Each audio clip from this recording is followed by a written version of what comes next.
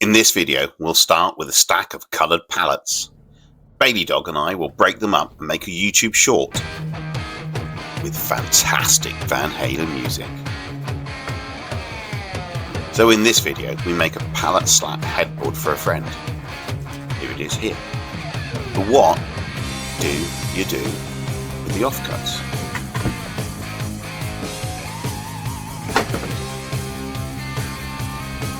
Well, you enter the Clutter Clean Out 24 competition and you build a backboard, stick it to the wall, add your jigs, welcome to the Jiggyboard.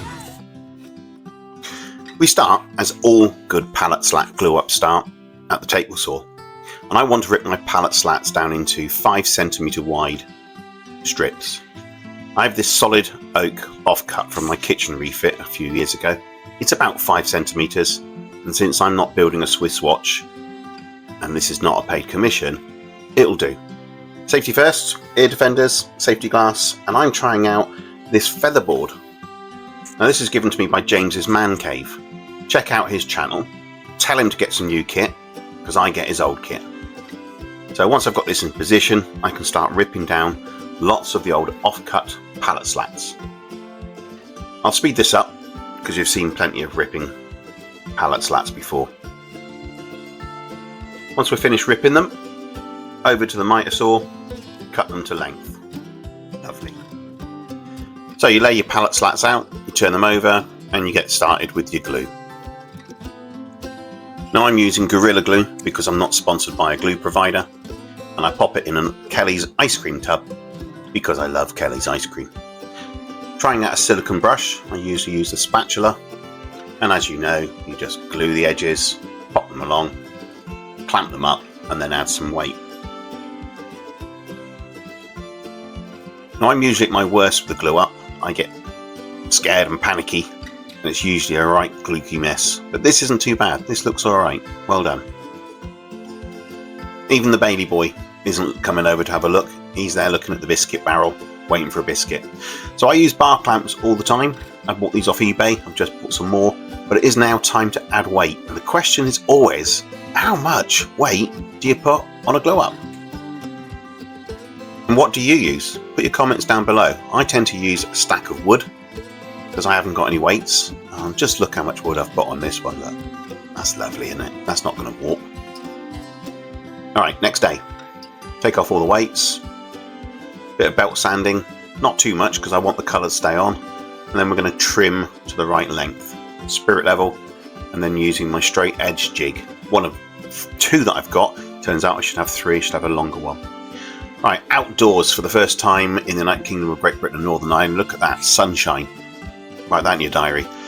OSB to protect the BT reel, British Telecom reel. These are ideal if you can find them, made of wood. Sand them down, add some yacht varnish. They're lovely as a barbecue table or a beer table. I'm using Ronseal finishing oil here because it says what it does on the tin. Ronseal, I am available for sponsorship. But look at that, look at the colours come out in that. There's a bit of oak in the middle there as well. That's a bit of plywood in the middle. And then the red, blue and yellow pallet slats.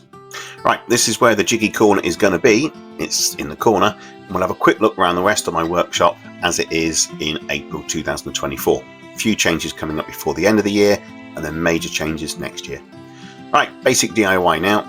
Offer it up, drill a hole, put a raw plug in, put some nails in just to hold it in place, do the other corners, repeat, repeat, repeat.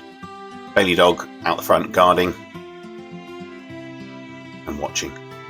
He is QC on these jobs. Right, SDS drill to get into the breeze blocks.